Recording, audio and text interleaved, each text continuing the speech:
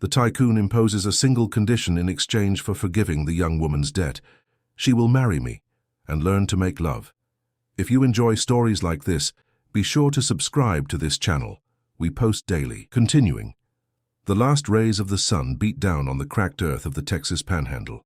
Caroline Miller watched from the window of the small brick house the expanse of parched land that had once been productive. At 23, she carried on her shoulders the weight of a family on the brink of collapse.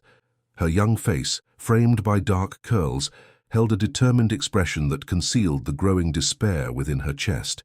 The small Miller homestead, an inheritance spanning 3 generations, was about to disappear. The relentless drought of the past 2 years had devastated the corn and wheat crops. Debts to the bank accumulated in yellowed notices on the kitchen table, and, as if that weren't enough, her father, Anthony, was wasting away in the back room, consumed by a cancer that advanced silently, without access to the treatment that could save him. Caroline adjusted her simple skirt and returned to the room where her father rested. His face, once vigorous and marked by work on the land, now resembled a wax mask, pale and fragile. He slept a restless sleep, interrupted by coughing fits. The young woman moistened his lips with a wet cloth and held his wrinkled hand in hers. "I won't let us lose everything, Father. I promise." The next day, Caroline traveled the 15 miles to Amarillo, Texas, on the old motorcycle that still ran. She visited the bank manager for the 3rd time that week, carrying an envelope with her mother's last jewels, her mother having passed away 5 years prior. It wasn't enough. She sought out old buyers of the farm's produce, but no one dared to invest in dry land. Even the local pastor, who had always helped the community in difficult times, only offered prayers. The parish also suffered from scarcity. Returning home late in the afternoon, Caroline found a luxury car parked in the yard. The black, imposing vehicle looked like an alien creature amidst the rustic simplicity of the property. Even before dismounting her motorcycle, she felt her heart race. She knew that car. It belonged to Henry Alistair, the most powerful man in the region. Henry wasn't just a rancher, he was an empire. His lands stretched for endless acres. His companies dominated agribusiness in the Red River Valley, and his ventures spread from Dallas to New York City. At 42 Chan, he was feared and respected in equal measure. They said he had the coldness of great predators and a sharp eye for opportunities. Born into a traditional family, he had multiplied his inherited fortune through methods many considered ruthless. Caroline found him in the living room, seated on a simple wooden chair that seemed too small for his presence. He didn't smile. His dark, impeccably tailored suit contrasted with the peeling walls. His upright posture and penetrating gaze made him seem even taller than his nearly 6 feet and 3 inches. "Miss Miller," he said, rising as she entered. His voice was deep, controlled, as if he measured every word. "I've come to personally address the situation of your property." Caroline remained standing, her hands slightly trembling. "The lands are not for sale, Mr. Alistair." A hint of a smile crossed the man's angular face. "Everyone has their price, miss, especially when alternatives run out." He walked to the window, observing the property with calculating eyes. "Your father needs treatment in New York City. Your lands need investment to become productive again. And the bank—" He paused dramatically. "The bank transferred the rights to your debts to me yesterday." Caroline felt her blood run cold. Now she understood. Henry had bought her debts. She no longer needed to negotiate with the bank. Now she owed him directly. "Why?" she asked, her voice firmer than she expected. "Say us these lands aren't worth that much to someone like you, sir." Henry turned slowly. The evening light cast shadows across his face, highlighting his striking features, and a gaze that seemed to see beyond the surface. "I have a proposal different from what you imagine, Miss Miller." They sat at the kitchen table. Caroline served simple coffee in plain mugs, which seemed embarrassing in front of a man accustomed to fine china. Henry didn't touch the drink. "I need a wife," he said without preamble. "Not for love or companionship. I need someone who will lend legitimacy to my public image, someone who can accompany me to events, who knows how to behave with discretion, and who has no romantic expectations." Caroline felt the air escape her lungs. The proposal was so unexpected that for a few seconds she thought she had misunderstood. "Are you proposing marriage to me?"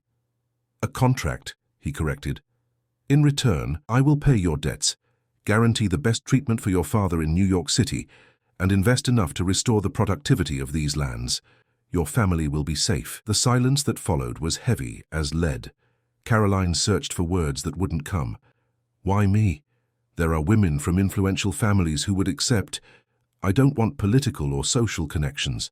I want someone who understands the value of what I'm offering, who has real reasons to honor the agreement. Furthermore, he studied her with a calculating gaze, you have sufficient education, natural poise, and a discreet beauty that doesn't attract unwanted attention. The coldness with which he evaluated her was disconcerting. Caroline felt like merchandise being inspected. And what would be my obligations? Henry rested his hands on the table, his fingers long and firm, marked by work despite his wealth. Accompany me to events when requested. Maintain absolute discretion about our personal arrangements. Manage the main house on the Alistair Ranch. And, he paused almost imperceptibly, share my bed. You will marry me and learn to make love. The last words fell like stones in Caroline's stomach. She wasn't naive, she knew what marriage entailed. But the direct, almost clinical way Henry approached the matter made it all the more intimidating. "Do I need time to think?" she managed to say, her voice slightly trembling.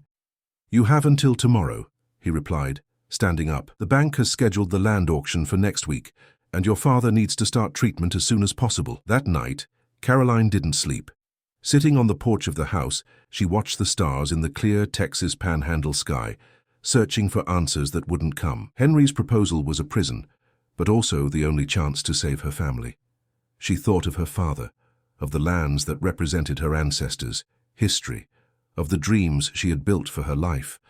None of this would be possible without accepting the contract offered by the rancher. The next morning, when Henry's car parked in the yard again, Caroline was already waiting for him. She wore the best she had, a simple blue skirt and a white blouse, her hair pulled back in a low bun. She looked older, more resolute. "I accept your proposal," she said.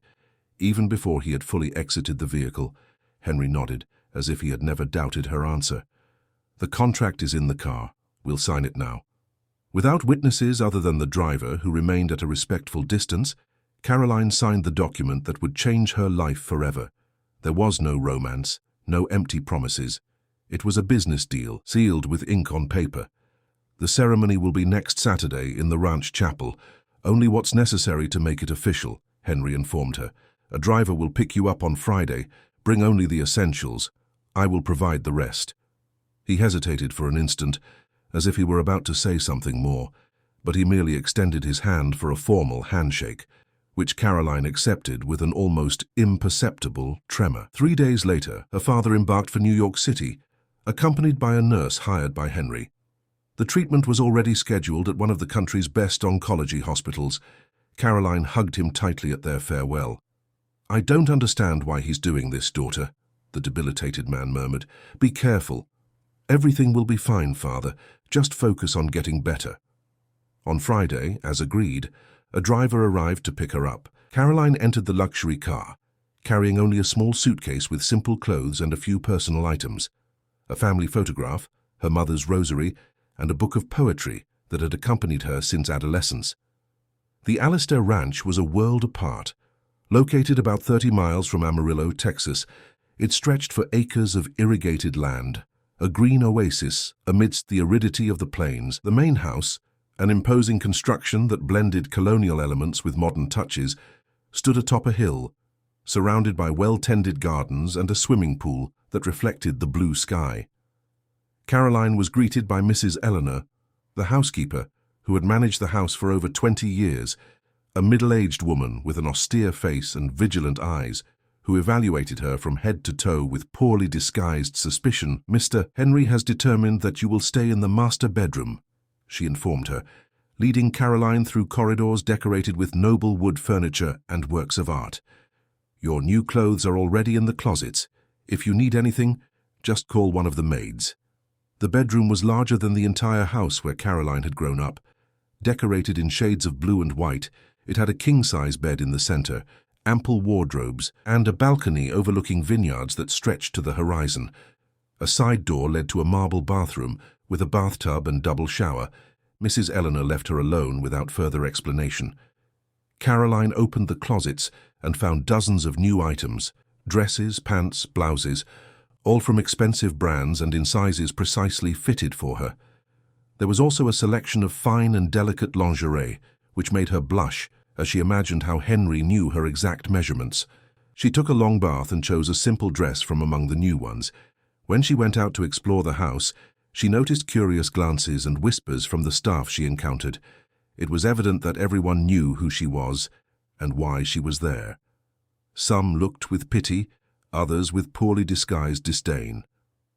Dinner was served promptly at 8 in a formal dining room with a table for 12. Caroline sat at one end, feeling small and out of place. Henry arrived punctually, wearing dress pants and a white shirt. He sat at the other end of the table, creating a physical distance that symbolized the abyss between their worlds. "I hope you found everything in order," he said, as the servants served the appetizer. "Yes, thank you," Caroline replied, trying to maintain her composure. Conversation during dinner was minimal and superficial. Henry asked if she needed anything, informed her about her father's health. Stable, responding well to the initial tests, and briefly commented on the next day's ceremony. "It will be at 10 in the morning, in the chapel. The priest has already been informed. There will only be a few essential staff as witnesses." Caroline nodded, unable to formulate a reply. The reality of what was about to happen weighed increasingly heavily on her shoulders. After dinner, Henry accompanied her to her room. He stopped at the door, maintaining a respectful distance. "Rest. Tomorrow will be an important day." For a moment, Caroline thought he would enter the room, that he would claim his contractual rights even before the ceremony. But Henry merely gave a slight nod and walked away down the corridor.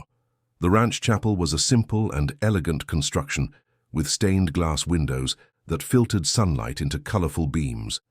There were no flowers, music, or special decorations. Caroline wore a simple, straight-cut white dress she had found in the closet, along with a note from Mrs. Eleanor.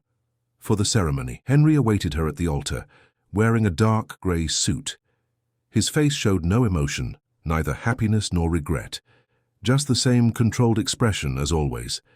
The priest, an elderly man who seemed slightly uncomfortable with the situation, conducted a brief and direct ceremony. The vows were traditional, pronounced with a firm voice by Henry, and almost inaudibly by Caroline.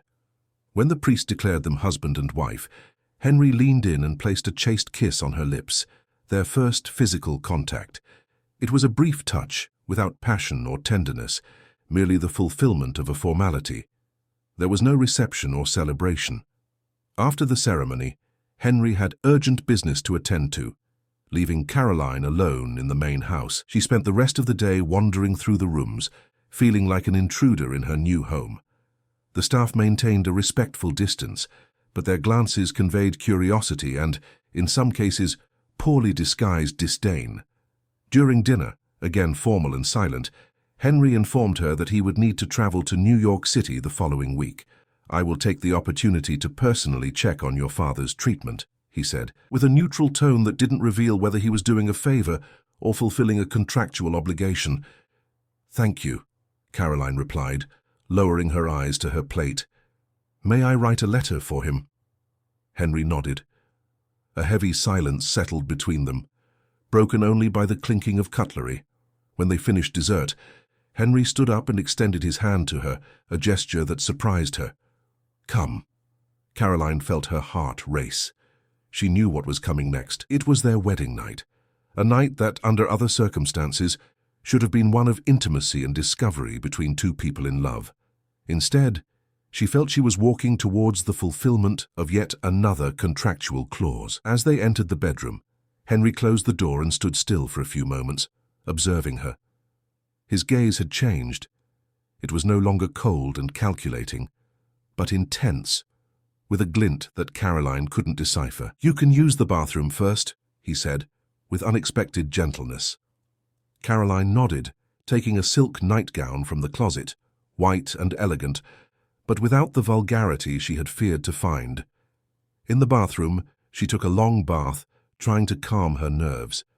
She looked at herself in the mirror, her face flushed with anxiety, her dark eyes revealing the fear she tried to hide. "It's just a contract," she whispered to herself. "You're doing this for your family." When she emerged, Henry was sitting on the edge of the bed, already without his jacket and tie, the first buttons of his shirt undone. He stood up when he saw her, his eyes slowly scanning her body, covered by the nightgown. "You are much more beautiful than you appear at first glance," he said, his voice lower and hoarser than usual. Caroline didn't know how to respond. She stood still, her trembling hands holding the robe that covered her nightgown, expecting the worst. Humiliation, the brutality she feared. Henry approached slowly.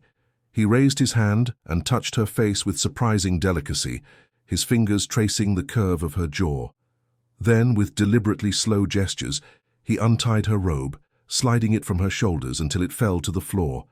"Don't be afraid," he murmured. "I won't hurt you." The first kiss was soft, almost hesitant, so different from the coldness he had shown until then. Henry's lips were firm yet gentle, exploring hers with a patience Caroline hadn't expected. His large hands held her face with a delicacy that contrasted with his imposing appearance. He guided her to the bed, sitting beside her.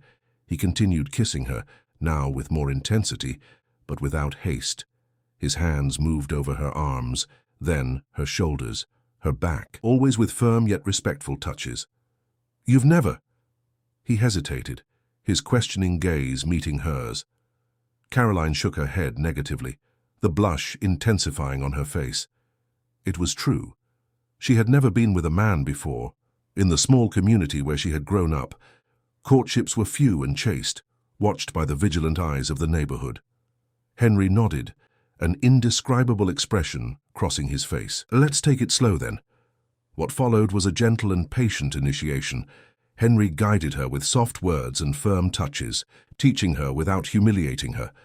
His experience was evident, but there was no arrogance in his gestures, just a quiet determination to make her feel pleasure. When they finally united, Caroline felt pain, as she expected. But Henry waited for her to adjust, watching her face with attention, kissing her tears when they escaped. And then, when the initial discomfort passed, he led her to sensations she had never imagined possible. Her body responded in ways that surprised her, as if awakening from a long sleep. After the climax, which came first for her and then for him, Henry didn't immediately pull away. He held her in his arms for some time, his fingers tracing distracted patterns on her back. There were no declarations of love or empty promises, just a silence that, for the first time, didn't feel oppressive. When he finally rolled to his side, Henry surprised her again by pulling her close, settling her against his chest. Caroline's heart was confused. Part of her wanted to hate him for turning her into merchandise, for buying her life with a cold contract. Another part was grateful for the unexpected gentleness, for the care he had shown in a moment that could have been just another humiliation. "Sleep," he whispered, his voice rough with sleep. "Try tomorrow will be a new day." Caroline closed her eyes, physically and emotionally exhausted. Her last thought before falling asleep was that, while her body had surrendered to Henry's teachings, her soul was entering a silent war between gratitude and revolt, between acceptance and resistance. A war that was just beginning. Over the following days, Caroline discovered that the routine at Alistair Ranch followed its own rhythm, independent of her presence. Henry left early to oversee business, returning only for dinner. Meals continued to be times of sparse conversation, though he occasionally asked about her day or shared some business information. Nights, however, were different. In the bedroom, Henry transformed, not into a passionate man, but into an attentive and patient lover.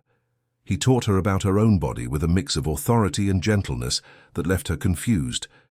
Why did he show such consideration in intimacy, while maintaining such distance during the day? Solitude weighed heavily on Caroline. The household staff, following Mrs. Eleanor's example, treated her with a distant formality. It wasn't declared hostility, but the message was clear. She didn't belong there. She wasn't truly an Alistair. It was during a particularly lonely afternoon that Caroline discovered the house's library, hidden in an older wing of the mansion. It was a spacious room with floor-to-ceiling bookshelves, packed with books of all kinds. There were everything from literary classics to technical volumes on agriculture, economics, and administration. A space that, judging by the accumulation of dust in some corners, seemed little frequented. There, among yellowed pages and the comforting scent of old paper, Caroline found refuge. She spent hours exploring the volumes, discovering authors she had never known, delving into stories that transported her far from her confined reality. It was also in the library that she found the ranch's accounting ledgers, thick, leather-bound volumes meticulously organized by year. Driven by curiosity and a desire to better understand her husband's empire, she began to leaf through them. To her surprise, she discovered she had a knack for numbers. In school, she had always been good at math, but she had never imagined it could be a real talent. As she delved into the financial records, she began to see patterns, identify inefficiencies, and imagine solutions. One afternoon, absorbed in the accounting ledgers, she didn't notice Henry's presence until he spoke, startling her. "What are you doing?" Caroline stood up quickly, as if she had been caught in a transgression. I was just reading. I'm sorry if I shouldn't have." Henry approached, observing the open books on the table. His face didn't reveal if he was annoyed or merely curious. "Do you understand accounting?" "Not formally," she replied, regaining her composure, "but I've always had a knack for numbers, and I noticed some interesting things in last year's records." One of Henry's eyebrows rose, a sign of interest that she was beginning to recognize. "What things?"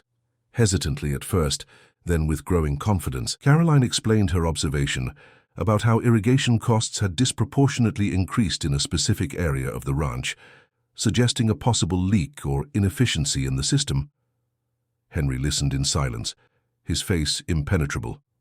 When she finished, he continued to look at her for a few moments, as if seeing her for the first time. "Interesting," he finally said.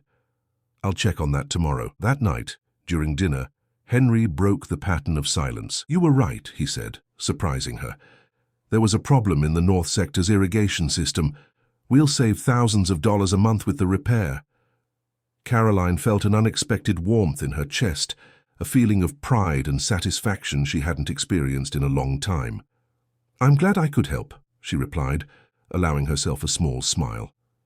Henry studied her for a few moments, his dark eyes revealing a glint of curiosity. "Jazz, where did you learn to analyze numbers like that?" "In school, I suppose.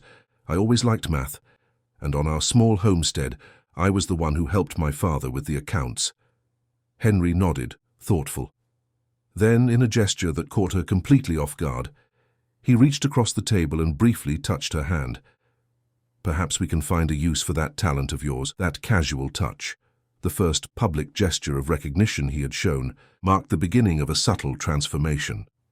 In the following days, Henry began to leave financial reports on her bedside table, without explanation. Caroline read them, made notes, highlighted points that caught her attention. During dinner, he occasionally asked for her opinion on some aspect of the business.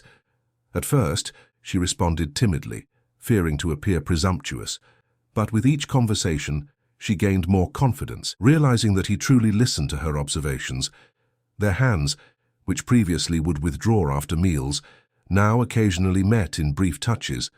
Their words, still sparse, became less formal, and at night, intimacy gained more complex nuances, not just physical, but with moments of real conversation, when Henry, exhausted after a day's work, shared fragments of his thoughts before falling asleep. One night, Caroline woke up and found him watching her in the dim light. His eyes, normally guarded by a wall of self-control, seemed vulnerable in the darkness. "What is it?" she asked, her voice rough with sleep. "Nothing," he replied, looking away, but his hand caressed her face with a delicacy that spoke more than words. "Go back to sleep." The next morning, Caroline found a book on her bedside table, a novel she had mentioned wanting to read during one of their rare conversations. There was no note, no mention of the gift during breakfast, but that silent gesture said something that Henry's words still couldn't express. The ice barrier was beginning very slowly to melt. A month had passed since the wedding. The Allister ranch now breathed a slightly different air. The staff, who had previously avoided Caroline, began to greet her with discreet nods. Mrs. Eleanor, always rigid, occasionally asked for her opinion on the menu or the organization of an event on the property. It was as if the house, slowly, was accepting her. Henry began to call Caroline to meetings with managers and administrators. At first, she merely observed, sitting discreetly in a corner of the room. But over time, he began to ask for her opinion directly, surprising both her and the older staff. Some faces showed evident discomfort when Henry valued his young wife's suggestions on financial or administrative matters. "She has a fresh perspective on problems," Henry explained once, when one of the managers indirectly questioned her presence. "And a natural intuition for numbers that many trained accountants don't possess." That public compliment, spoken with the naturalness of someone stating a fact, brought a blush to Caroline's face that she couldn't hide. It wasn't just professional recognition, it was the way Henry had looked at her when saying those words, a gaze that contained something beyond his usual coldness. The nights also changed. Physical intimacy, previously a territory of discovery controlled by Henry, became a dialogue between bodies learning to communicate. Caroline was no longer just a student, she became an active participant, surprising him with initiatives that made his eyes darken with desire. One morning, after a particularly intense night, Caroline noticed a book of poems discreetly left beside her pillow, open to a marked page. It was a sonnet by Pablo Neruda, underlined on a line that read, "I love you," without knowing how or when or from where. There was no dedication, nor any mention of the book during breakfast, but that silent gesture made her heart race with an emotion she didn't yet dare to name. The most significant change, however, came when Henry announced he would take her on a trip to New York City. "We'll visit your father at the hospital," he said during dinner. "And then we'll attend an important event, the launch of the Alistair Winery's new line of wines." Caroline felt a mix of joy at the prospect of seeing her father and apprehension about the social event. "I don't have suitable clothes for a launch of that magnitude," she confessed. An almost imperceptible smile touched Henry's lips. "Yes, that's easily resolved." The next day, a personal stylist arrived at the ranch with a selection of designer dresses, shoes, and accessories.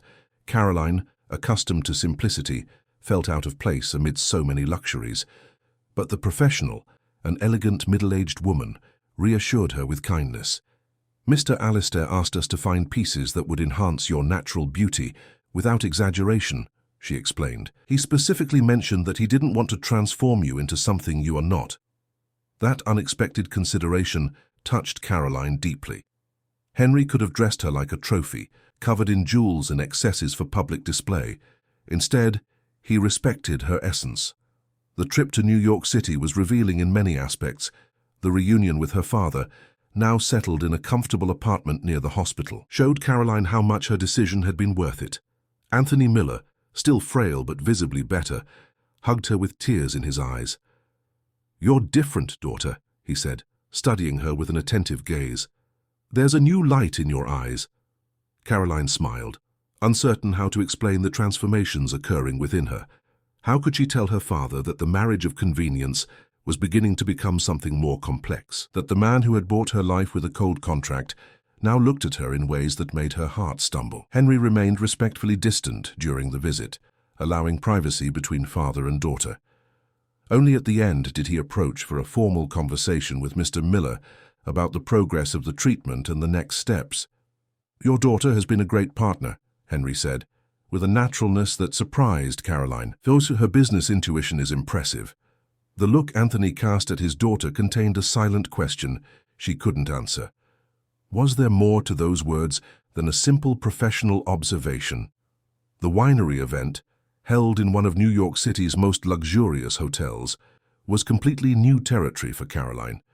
Dressed in an elegant midnight blue gown that flattered her discreet curves without vulgarity, she felt like an actress playing a role. Important businessmen, influential politicians, celebrities, a world far removed from everything she had known until then. To her surprise, Henry didn't leave her alone for a moment. He kept her by his side, introducing her with evident pride. "My wife, Caroline," he would say, his hand occasionally resting on her back in a protective gesture. That "my wife" sounded different now, not like the assertion of ownership she had feared at first, but like something that carried a new layer of meaning. Throughout the evening, several guests approached her with poorly disguised curiosity. The new Mrs. Alistair was a mystery in social circles. Where had she come from? How had she won over one of the most coveted bachelors in American agribusiness? Caroline navigated the conversations with a natural dignity that impressed even Henry. She didn't try to feign a sophistication she didn't possess, but neither was she intimidated. She spoke sincerely about her simple origins, avoiding details that might sound like gossip, and demonstrated genuine business knowledge when the subject arose. "You were extraordinary," Henry commented in the hotel elevator when they were finally alone. His eyes held a sparkle Caroline had never seen before, a mix of admiration and something deeper that made her heart race. That night, the intimacy between them transcended the physical. There was a new urgency in Henry's touches, a vulnerability in his kisses that spoke of feelings not yet expressed in words. And afterward, as they rested in the dim light of the hotel room, he held her firmly in his arms, as if fearing she might disappear. The next morning, Caroline woke up alone in the bed. She found Henry on the suite's balcony, observing the city awakening 15 floors below. Wearing only pajama bottoms, with his dark hair disheveled and unshaven, he looked younger, more approachable. "Good morning," she said, approaching hesitantly. Henry turned, and something in his gaze made Caroline stop. There was an intensity there, a visible internal struggle. "What are you doing to me, Caroline?" he asked, his voice low and hoarse. "I don't understand." "Neither do I," he confessed, running a hand through his hair in an uncharacteristic gesture of nervousness. This was supposed to be just a contract, practical, controlled. Caroline felt her heart race. It was the first time Henry had spoken openly about what was happening between them. "And it isn't anymore," she dared to ask. Henry took a step towards her, his eyes fixed on hers with an almost painful intensity. "You know it's not." Before they could continue that potentially transformative conversation, the phone rang. It was from the hotel reception. A business emergency required Henry's immediate presence. The moment of vulnerability evaporated, the mask of the ruthless businessman returning to its place. "We'll continue this conversation at home," he said, already heading to the bathroom. But the conversation didn't happen. Back at the ranch, Henry plunged into a crisis that demanded all his attention. Export problems, political issues affecting agribusiness, endless meetings. For days, Caroline barely saw him, except for brief moments during meals when he seemed too exhausted for any deep dialogue. Life ran its course.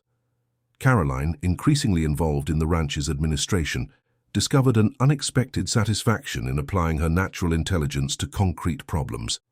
Henry entrusted her with increasing responsibilities, and she responded with results that impressed even the most skeptical employees. It was during this period that Caroline developed a special interest in the ranch's horses. Henry owned a respected breeding program of American quarter horses, a prestigious American breed. Initially intimidated by the imposing animals, Caroline gradually drew closer, encouraged by the trainer, an experienced gentleman who recognized in her a natural affinity with horses. She learned to ride, first with hesitation, then with growing confidence. Morning rides became her favorite part of the day. The freedom of galloping through the ranch's extensive fields brought a sense of control over her own life that she hadn't experienced in a long time. Henry observed this new passion with silent approval. One morning, he surprised her with a gift, a young mare, with a chestnut coat and gentle temperament. "She reminds me of you," he said, as Caroline caressed the animal's neck with evident enchantment. Apparently docile, but with strength and determination in her eyes. The gesture touched Caroline deeply. It wasn't just a luxurious gift, it was a recognition of who she was, of what she was becoming in that new life. Weeks turned into months.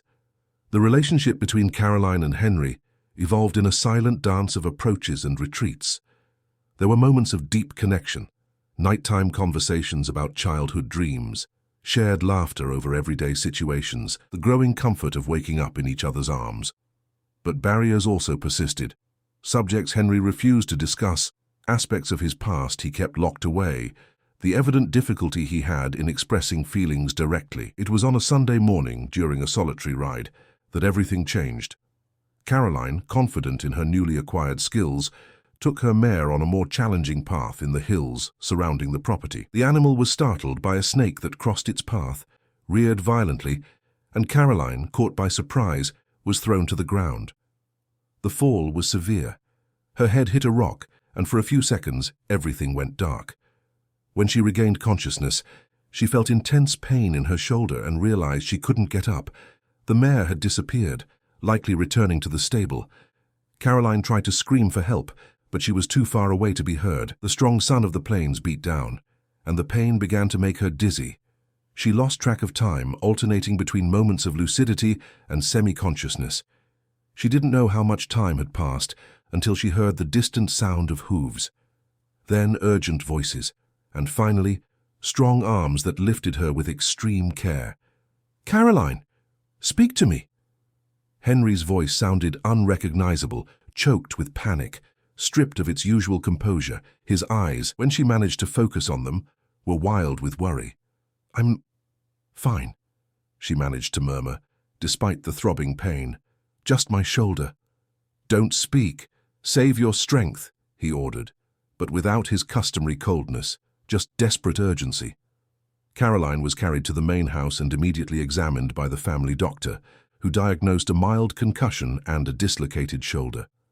After the painful procedure to reset the joint, she received medication that left her drowsy and confused. During the days that followed, she saw a side of Henry she had never imagined existed. He cancelled all appointments, delegated urgent responsibilities, and practically didn't leave the room. He sat beside the bed for hours, holding her hand while she slept under the effect of the painkillers. When she woke, he offered water, helped her eat, personally checked that the medications were being administered correctly. At night, Henry read to her, not reports or business documents, but poetry and novels he found in the library. His deep voice, normally used for giving orders or closing deals, now flowed softly in verses of love and narratives of overcoming. In a moment of lucidity, Caroline watched him as he slept, uncomfortably settled in the armchair beside the bed. He had abandoned his impeccable suits for simple clothes, his grown beard giving him a vulnerable air that contrasted with his public image. At that moment, he wasn't the powerful businessman, the man feared and respected throughout the region. He was just someone consumed by worry. One night, when the fever that followed the fall finally subsided, Caroline woke up with a feeling of dampness on her hand. She opened her eyes and saw Henry bent over the bed, holding her fingers in his, silent tears wetting her skin. "Henry?" she called, her voice weak. He raised his face without trying to hide his emotion, something he had never done before. "I thought I was going to lose you," he said, with a raw honesty that broke her last defenses. "I'm here." "I couldn't bear it," he continued, the words coming out as if torn from his chest. "I couldn't bear to lose you now, not after discovering that—" He hesitated, as if afraid of his own words. "Discover what?" Caroline insisted, her heart racing despite her weakness. Henry took a deep breath, a man accustomed to controlling the world around him, now struggling to control his own emotions. "That I need you," he finally confessed, "but I don't know if that's love or fear of losing you." Those words, spoken with such vulnerability, hit Caroline like a wave. It wasn't a traditional romantic declaration, but coming from a man like Henry, who had built walls around his own heart, it meant something profound. "I'm afraid too," she admitted, squeezing his hand. "Afraid of feeling something that wasn't in the contract." A sad smile touched Henry's lips. "The contract never foresaw this," he said, touching her face with delicacy. "It never foresaw that you would become necessary." Caroline's recovery marked a new phase in their relationship. As her strength returned, something fundamentally changed between them. Henry didn't directly mention his feelings again, but his actions spoke for him. The way he tried to be present during meals, how he occasionally touched her face or hair in unpretentious gestures of affection, how he seemed more willing to share thoughts and concerns. When the doctor finally authorized Caroline to resume normal activities, Henry surprised her with a proposal. "I want you to visit your father," he said during breakfast. "He's much better, and he was worried when he heard about the accident. I thought we could spend a few days in Amarillo." The mention of her hometown made Caroline raise her eyebrows, surprised. "You would come with me?" "Of course," Henry replied, naturally. "I've never properly known the place where you grew up. Besides, I have some potential business in the region." The trip to Amarillo was a revelation for both of them.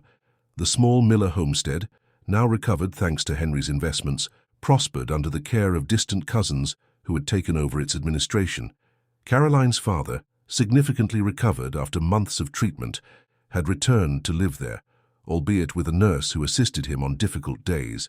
Seeing him standing, walking around the property with an energy that seemed impossible months ago, brought tears to Caroline's eyes. The prolonged hug they shared spoke of everything they had overcome, of sacrifices that now seemed rewarded. To Caroline's surprise, Henry showed genuine interest in the property. He spent hours talking with Mr. Miller about cultivation techniques adapted to drought, listening with respect to the experiences of a man who, though without resources or formal education, had accumulated decades of practical knowledge. "Your father is a wise man," Henry commented during a walk along the property's boundaries. "I understand where your natural intelligence comes from." The comment, spoken with genuine admiration, warmed Caroline's heart. The stay in Amarillo, however, was not without tensions. On the third day of the visit, they received a visit from Michael Owens, a local doctor, who had initially cared for Caroline's father and who had been a close family friend for years. The young doctor, charismatic and with an easy smile, showed a familiarity with Caroline that visibly bothered Henry. The shared stories about adolescence, the references to past moments, the way Michael occasionally touched her arm when emphasizing a point, all this provoked a stiffening in Henry's posture, a coldness in his gaze that Caroline recognized as dangerous. During dinner, when Michael casually mentioned that he had always known Caroline was destined for great things, that she was too talented to be stuck in that backwater, Henry's control finally broke. "And yet you did nothing to help her when her father was dying and the property was going bankrupt," he observed, with a falsely casual voice that barely disguised his hostility. An awkward silence fell over the table. Michael swallowed hard, visibly uncomfortable. "Not all of us have the resources you possess, Mr. Alistair," he replied, trying to maintain his dignity. "Resources?" Henry raised an eyebrow. "Or determination? Because it seems to me that you always admired Caroline from a distance, but never had enough courage to truly be by her side when she needed it most." "Henry, please," Caroline intervened, alarmed by the escalating tension. The rest of the dinner proceeded in a heavy atmosphere. Michael said his goodbyes right after dessert, with vague promises to visit Mr. Miller again. When they were alone, Caroline confronted Henry. "Why did you treat Michael that way? He's a friend. He always helped my family." Henry, who had been watching the night through the living room window, turned with a stormy gaze. "Friend? He looks at you the way a man looks at a woman he desires, not like a friend." The accusation caught Caroline by surprise. "That's absurd. Michael and I grew up together. We're like siblings." "He doesn't see you as a sister," Henry insisted, his voice dangerously controlled. "And I wonder if you truly see him as a brother." It was as if an invisible wall rose between them. All the closeness built in recent weeks suddenly seemed threatened. "Are you accusing me of something?" Caroline asked, her voice trembling with indignation. "I'm questioning what you truly feel," Henry replied.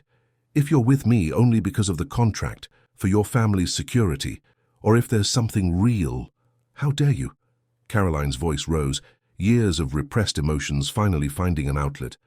"I was the one bought, Henry. I was the one who gave up choices, dreams, freedom." "And I gave everything in return," he retorted, his composure finally crumbling. "I saved your father, restored your lands, offered a life you would never have had. A life I didn't ask for, a contract I signed out of desperation." Henry took a step forward, his eyes darkened by conflicting emotions. "And now, is it still just a contract for you? When you're in my arms at night, when you look at me in that way that completely disarms me, when you smile when you see me arrive, is it still just an obligation?"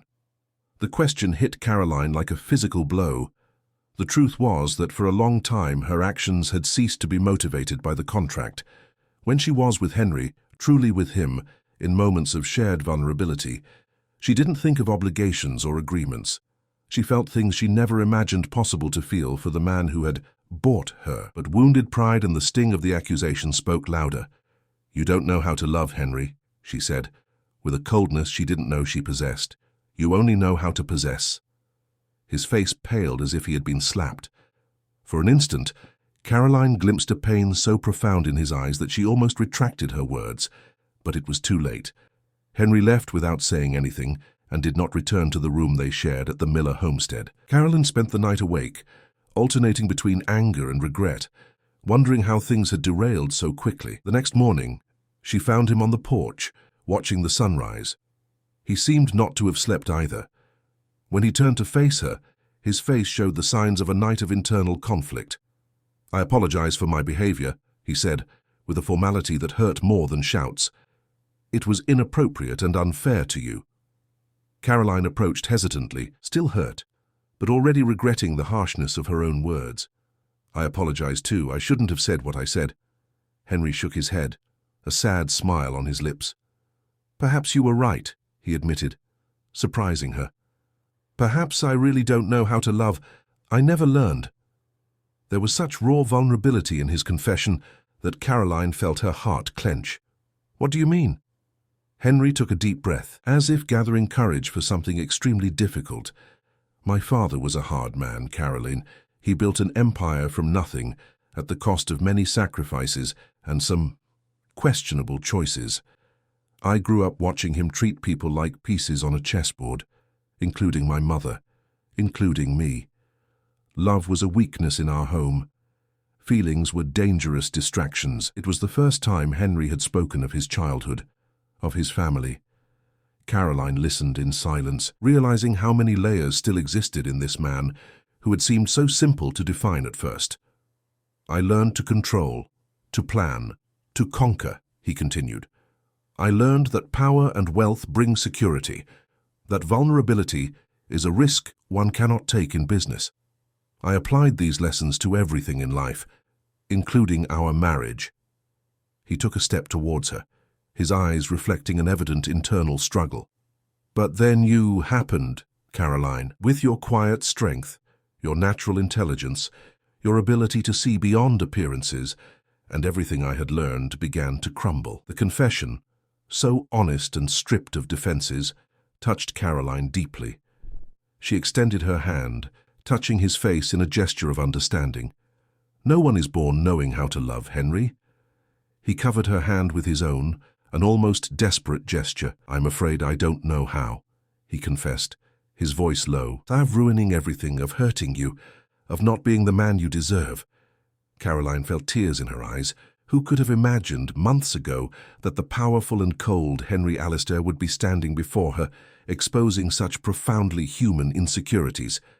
"We can learn together," she whispered, "if you want to." For a long moment, Henry just watched her, as if contemplating a rare and fragile treasure. Then, his voice choked with emotion, he made the most vulnerable request a man like him could make. "Teach me how to love the right way, Caroline." Those words, spoken with such honesty and humility, broke the last barriers. Caroline approached and hugged him, feeling him tremble slightly in her arms. The Iron Man finally allowing himself to be merely human. The kiss that followed was different from all the previous ones. There was not just desire, or comfort, or habit. There was a silent promise, a new beginning, a contract very different from the one signed months ago. When they returned to Alistair Ranch the next day, both knew that nothing would be as before. What had begun as a marriage of convenience was transforming into something neither of them could have foreseen, a real partnership, born not of cold contracts, but of conscious choices, day after day. And the greatest transformation was just beginning. The months that followed Henry's confession on the porch of the Miller homestead brought changes that neither Caroline nor the oldest ranch employees could have imagined. The man who once governed his empire with calculating coldness now consulted his wife before important decisions. The woman who had entered the property as a hired stranger now led meetings, implemented projects, and was respected on her own merit. "It's as if the ranch has gained a new soul," Mrs. Eleanor once commented, having transitioned from suspicious overseer to Caroline's loyal ally. The transformation didn't happen overnight. There were stumbles, moments when Henry relapsed into old patterns of control, situations where Caroline needed to remind him, with gentle firmness, of the commitment they had made to each other. But with each passing day, the relationship evolved towards something deeper than a contract, a true partnership. Life on the ranch gained a new atmosphere. Dinners that were once silent and tense became moments of lively conversations about the day, future projects, and even occasional laughter. Nights, which had already progressed from mere physical obligation to a deeper intimacy, now brought moments of genuine tenderness, Henry learning, word by word, gesture by gesture, to express feelings he had repressed his entire life. Caroline flourished in this new environment. Her natural intelligence, now nurtured by practical and theoretical knowledge, Henry had hired private tutors to complement her education in areas of interest, transformed her into a respected and visionary manager. She implemented an education program for the children of the ranch workers, transforming an old guest house into a school that offered not only the basic curriculum, but also technical training in sustainable agriculture and administration. She reorganized the irrigation system, increasing efficiency and reducing water consumption, an innovation that soon attracted the attention of ranchers throughout the region. "You are revolutionizing the way we operate," Henry observed one evening, as they reviewed projects in their shared office. "You can see solutions that would never occur to me." "It's because I see things from another angle," Caroline replied. "I grew up on the other side of the equation. I know what it's like to be dependent on a system that doesn't always consider people's real needs." That unique perspective was precisely what made their partnership so powerful. Henry brought the experience, the resources, the market knowledge. Caroline contributed empathy, creativity, and the ability to genuinely connect with people. Together, they were building not just a relationship, but a legacy. But not everything was rosy. Caroline's transformation from the girl from the failed homestead to the respected Mrs. Alistair deeply bothered some quarters. Charles Edward Vance, the ranch foreman for over 15 years and a distant cousin of Henry's first wife, who had died in a car accident even before Caroline entered the scene, was the most vocal among the discontented. A middle-aged man, traditionalist and proud, Charles Edward had never fully accepted Caroline's presence. In the first few months, when she seemed merely an exotic acquisition of the boss, he limited himself to politely ignoring her. But as her influence grew, as her ideas were implemented and her power consolidated, his hostility became increasingly evident. Small sabotages began to occur, reports mysteriously disappearing before important meetings, equipment exhibiting inexplicable failures in projects led by Caroline. Rumors spread among workers about how the boss's wife wanted to change everything just to show authority. Caroline perceived the resistance, but chose to confront it with hard work and results rather than direct confrontation. She knew that part of the hostility came from prejudice, a young woman of humble origin occupying a position of power in a traditionally masculine universe. Another part came from personal interest. Charles Edward had always harbored hopes of becoming Henry's partner, not just an employee. The situation reached a breaking point during an important meeting with international investors interested in the sustainable agriculture project developed by Caroline. As she presented the preliminary results, Charles Edward abruptly interrupted. "With all due respect, madam," he said, emphasizing "madam" with slight disdain. "These numbers seem overly optimistic. How can someone with so little experience in the field guarantee such ambitious returns?" A tense silence fell over the meeting room. All eyes turned to Caroline, waiting to see how she would react to the public undermining. With a calm that surprised even herself, Caroline smiled slightly. "An excellent question, Mr. Vance. That's precisely why I don't rely solely on theories." She opened a folder she had kept beside her presentation. "Here are the detailed reports for each phase of the pilot project, including independent analyses conducted by the state university. The numbers are not optimistic. They are conservative in relation to the actual results we are already achieving." She passed the documentation to the investors, who examined the pages filled with data, graphs, and analyses with growing interest. As for my experience, She continued, maintaining a professional tone despite the provocation, I believe true innovation comes precisely from fresh perspectives. Sometimes, being stuck in traditional methods prevents us from seeing obvious solutions. The investors nodded, clearly impressed not only with the presentation, but with how Caroline had handled the hostile questioning. Charles Edward, on the other hand, had a face red with humiliation. Henry, who had observed the confrontation in silence, finally intervened. If there are no further relevant questions, I suggest we continue with the presentation. The look he cast at Charles Edward contained a clear warning, but the foreman seemed far from intimidated. After the meeting, when the investors had already left with promises of partnership, Henry called Caroline to his private office. "You were extraordinary," he said, with evident pride. "Not just for the project itself, but for how you handled Edward." Caroline sighed, finally letting the tension she had felt show. "He hates me, Henry." "He fears you," her husband corrected, "because he realizes what took me so long to see, that you are capable of transforming everything you touch." Henry approached, touching her face with a tenderness that still surprised her, even after months of closer coexistence. "I'm firing him tomorrow," he said, with the decisiveness of someone who admits no discussion. "I won't tolerate that kind of behavior." Caroline shook her head, holding his hand against her face. "No, Henry. If you fire him now, it will look like I'm hiding behind you, that I need you to protect me. That would only strengthen the rumors that I don't deserve my position." "But this is a battle I need to win for myself," Caroline insisted, with a determination that made Henry's eyes gleam with admiration. "In my own way." He nodded, respecting her decision, even if visibly displeased. "As you wish. But if the situation escalates, we'll deal with it together," she completed, sealing the promise with a kiss. In the following weeks, Caroline adopted a calculated strategy. Instead of confronting Charles Edward directly, she began to involve him more in projects, assigning him specific responsibilities that required detailed accountability. At the same time, she cultivated alliances with other managers and supervisors, demonstrating in practice how her innovations benefited everyone. The foreman, however, seemed determined to sabotage her efforts. During a joint inspection of a new experimental planting area, he made a point of contradicting all of Caroline's instructions in front of the workers, creating confusion among the team and undermining her authority. It was the last straw. That same afternoon, Caroline called a meeting with the entire ranch administrative team, including Charles Edward. Henry, who was on a business trip, would not be present, which, in fact, was perfect for her purposes.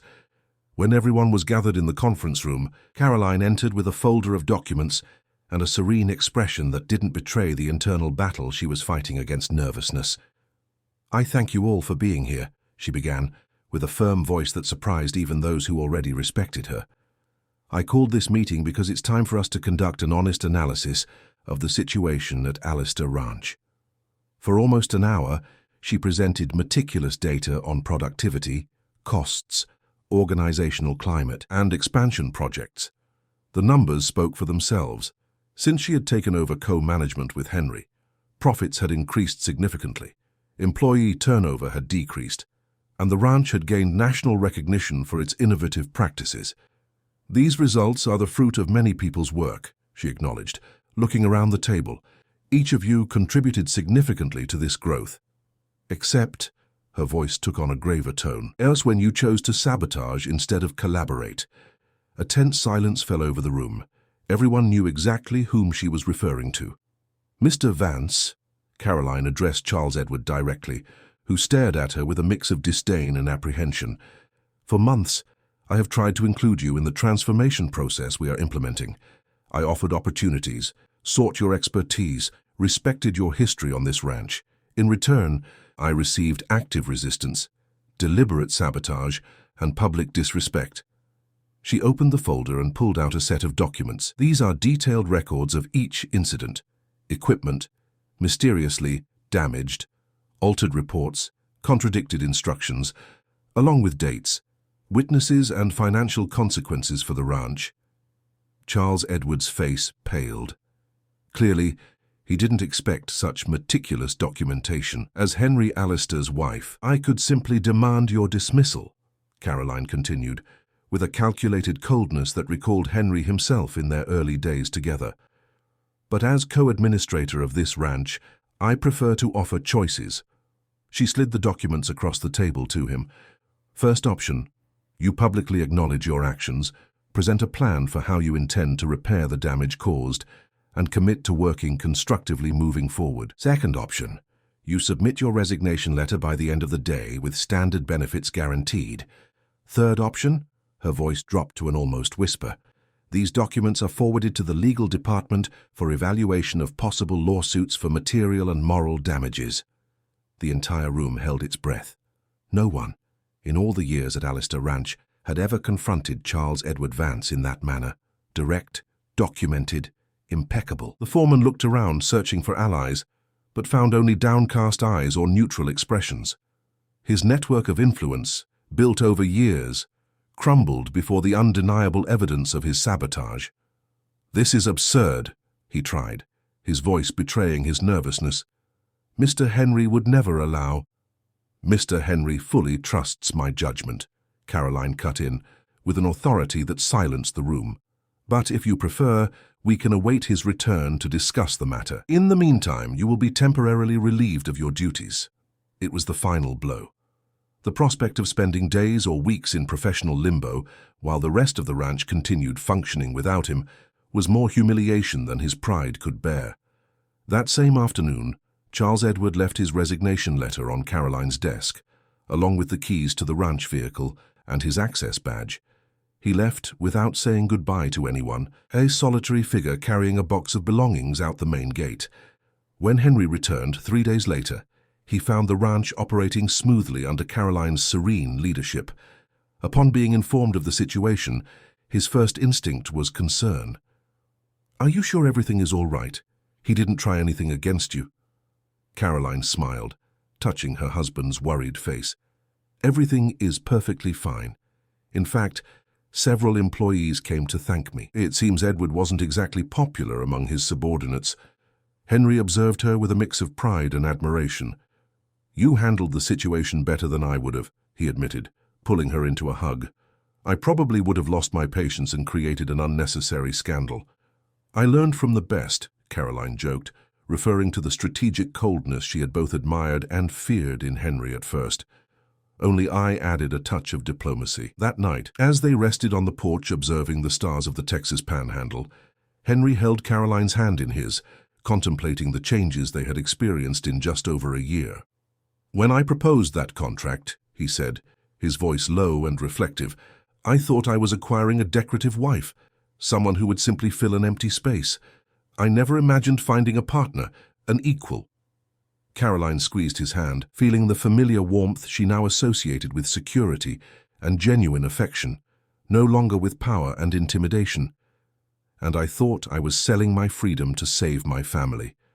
I never imagined I would find a different kind of freedom, that of truly being seen, valued for who I am, not for what I represent."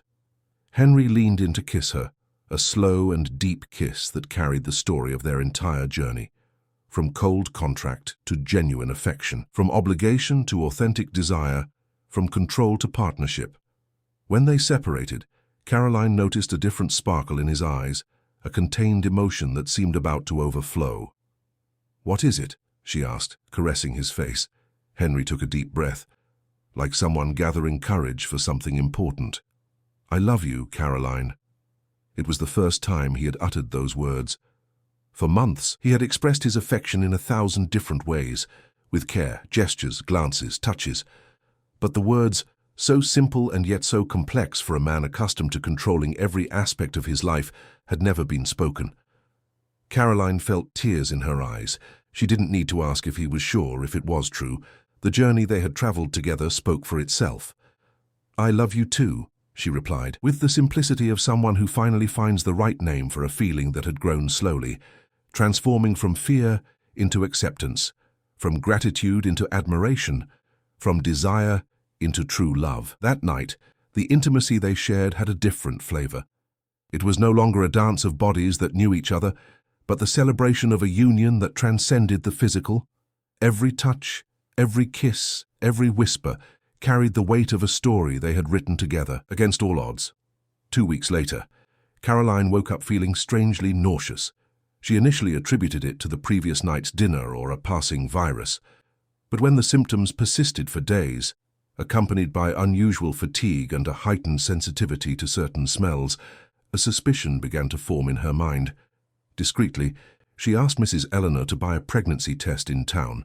The housekeeper, who now treated her with the respect and affection of someone who recognized a true lady of the house, returned with the request without asking questions, only with a look of maternal understanding.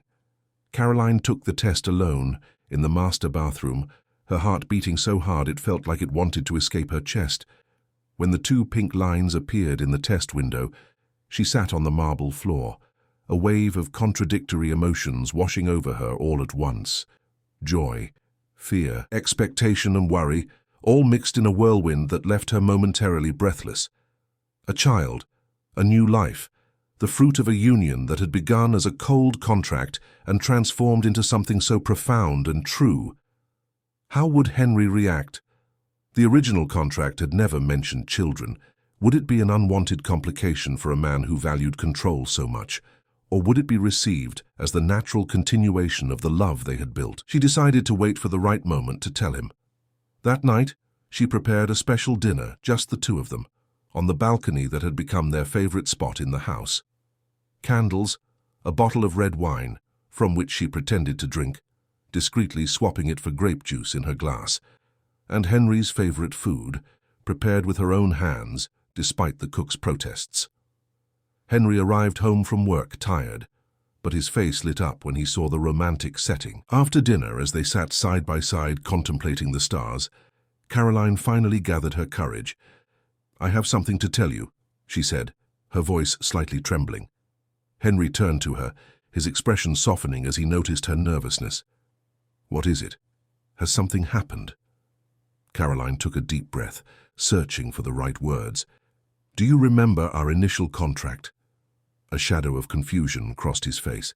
"Of course, but I thought we had already moved past that phase." "And we have," she assured him, holding his hands. "But that contract had specific terms, clear obligations. And now?" She hesitated, her heart racing. "Now we have a new, unforeseen clause." Henry frowned, clearly not understanding what she was getting at. "Caroline, please be direct. You're worrying me." She led his hand to her still flat belly, her eyes fixed on his. "I'm pregnant, Henry. We're going to have a child." For a moment that seemed eternal. Henry remained absolutely still, his eyes wide, fixed on her face, his hand still on her belly. Caroline felt fear grow. Had she made a mistake? Was it too soon? Did he not want children? Then, something extraordinary happened. Henry's eyes, always so controlled, filled with tears. His face, usually a mask of composure, transformed into an expression of pure emotion. Joy, astonishment, fear, all mixed together. "A child," he whispered, his voice choked. "Our child." Caroline nodded, her own tears now flowing freely. Our child, what followed, would forever be etched in Caroline's memory as one of the most precious moments of her life. Henry fell to his knees before her, embracing her waist, his face pressed against her belly in a gesture of reverence she would never have expected from the powerful businessman she had known a year ago. "Thank you," he murmured, his voice muffled by emotion, "for everything you've taught me, for everything you've given me, for this new life." When he finally raised his face, there was a sparkle in his eyes that Caroline had never seen before, a mixture of absolute vulnerability and fierce determination. "I will be a different father than I had," he promised, with the solemnity of an oath. "Our child will know love from day one, will feel pride without pressure, will have support without demands." Caroline caressed his hair, her heart overflowing with love. "We will be parents together, Henry. We will learn together, as we have done with everything else." The news of the pregnancy brought a new aura to Alistair Ranch. Henry, to the surprise of all who knew him only as the ruthless businessman, became almost obsessive in his care for Caroline. He hired the best obstetrician from Dallas, who traveled regularly to the ranch for consultations. He installed emergency medical equipment. He read dozens of books on pregnancy and child development. Caroline watched this transformation with a mix of amusement and tenderness. The man who had once planned every aspect of his life with calculating precision now completely surrendered to the mystery of fatherhood with an almost childlike enthusiasm. "Do you think it will be a boy or a girl?" he constantly asked, even knowing it was too early for any prediction. "I think it will be healthy and loved," Caroline replied, avoiding specific expectations. "That's all that matters." When her belly began to grow, Henry developed the habit of talking to the baby before sleep, telling stories about the ranch, about the horses he or she would learn to ride, about the stars they would gaze at together on the balcony. Caroline watched these intimate conversations with a full heart, amazed by the transformation of the man she had known. The baby's room became a special project. Henry insisted on participating in every detail, from the choice of the crib to the color of the walls, a soft yellow that would suit both a boy and a girl. Local artisans were hired to create custom furniture, unique pieces that told the story of the region. In the 5th month of gestation, during the ultrasound that would finally reveal the baby's sex, Henry held Caroline's hand so tightly that she joked she would need it intact to care for the child. The doctor smiled as he announced, "Congratulations, it's a girl."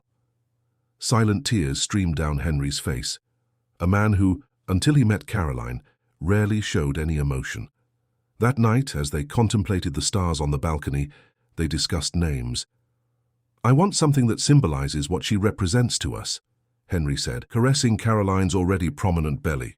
"Something that carries meaning." "How about hope?" Caroline suggested, thinking of everything they had experienced. "It was what initially united us, my hope to save my family, your hope to build something more meaningful than a business empire." Henry considered the name, testing it aloud. "Hope Alistair Miller," he said, with a smile of approval. "It's perfect." Hope's birth transformed Alistair Ranch in ways no one could have predicted. The main house, once a formal and sometimes austere environment, filled with colors, sounds, and a vibrant energy that infected even the most stoic employees.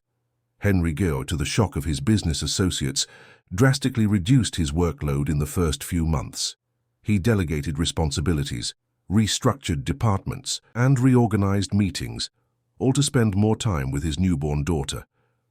"The empire won't crumble if I dedicate a few hours a day to my family," he declared, when a partner questioned his new priorities. "In fact, I've never been more motivated to ensure everything runs perfectly." Caroline observed this transformation with joy and admiration. The man who once proposed a marriage by contract, cold and calculating, now rocked his daughter in the early hours so she could rest, sang lullabies with his deep voice, and photographed every small moment as if it were an invaluable treasure. Caroline's father, now recovered and dividing his time between the small homestead in Amarillo and frequent visits to the ranch, couldn't hide his astonishment at his son-in-law's transformation. "If someone had told me a year ago that Henry Alistair would be this kind of father, I would have laughed at the joke," he commented to his daughter, as they watched Henry proudly showing little hope the ranch horses, even knowing she was too young to understand. "People change, father," Caroline replied, with a serene smile, "when they find sufficiently powerful reasons to do so." When Hope turned 2, Caroline discovered she was pregnant again. This time, the news was met with immediate celebration, no fears, no hesitations, just the pure joy of expanding the family they had built together. "A little brother for Hope," Henry said, embracing her with tenderness. "Our family is growing." The second baby, a boy, was born on a rainy night, a rare and celebrated event in the plains. He was named Anthony, in honor of Caroline's father, creating a symbolic bridge between the humble origins she had never forgotten and the prosperous future they were building together. Alistair Ranch, now widely recognized for its innovative and sustainable practices, became more than a business. It was the home of a family that had defied all odds. The main house, once a symbol of power and isolation, transformed into a living space where children's laughter echoed through the previously silent corridors, where dinners brought together staff and family in celebrations that dissolved old social barriers. The library, which had once been Caroline's solitary refuge, now housed a new generation of readers. Henry was often found there, with Hope on his lap, reading stories of brave princesses and gentle knights who saved kingdoms not with strength, but with wisdom and compassion. One quiet afternoon, as they watched the children playing under the shade of an ancient oak tree, Henry held Caroline's hand in his gaze contemplative. "Sometimes I think of that phrase I said at the beginning," he commented, his voice low and reflective. "You will marry me and learn to make love. What arrogance of mine." Caroline smiled, intertwining her fingers with his. "In the end, I was the one who truly learned," Henry continued. "I learned that to love is not to possess, control, or dominate. It is to free, to accept, to grow together." "We learned together," Caroline corrected, leaning in for a soft kiss, "as we promised that morning on the porch of my parents' home." The old phrase that had started everything, "You will marry me and learn to make love," had ceased to be an order, an imposition. It had transformed into a symbol of the extraordinary journey they had traveled, from contract to commitment, from obligation to desire, from fear to trust, from loneliness to family. On the horizon, the sun began to set over the plains, painting the sky with intense shades of orange and red. Hope ran in circles, chasing butterflies, while little Anthony took his first uncertain steps on the grass. Henry embraced Caroline from behind, resting his chin on her shoulder as they contemplated the perfect scene before them. Not just a family, but a legacy of transformation. "Of all the deals I've ever made," he whispered in her ear, "that contract was, without a doubt, the best investment of my life." Caroline smiled, leaning back against the strong chest that now represented not power or intimidation, but security and genuine affection. "And of all the decisions I've made," she replied, "signing that paper was the one that freed me the most." The plains around them, silent witness to their story, began to light their first stars. The property that had once been merely a business empire transformed into the setting of a true love story, born not of fairy tales or instant passions, but of daily choices, constant overcoming, and the courage to tear down walls to build bridges. As the children's laughter echoed across the property, Caroline and Henry remained embraced, contemplating not only the past that had united them against all odds, but the future they were building together. A future where contracts gave way to commitments, where power yielded space to love, and where two people from completely different worlds discovered, day after day, that the greatest transformations begin in the most improbable places. In the desert of obligation, the oasis of true love had been born, not an instant miracle, but a patient construction, watered with tears, strengthened by storms, and celebrated, now, under the starry sky of the American plains that had witnessed every step of that improbable journey of transformation.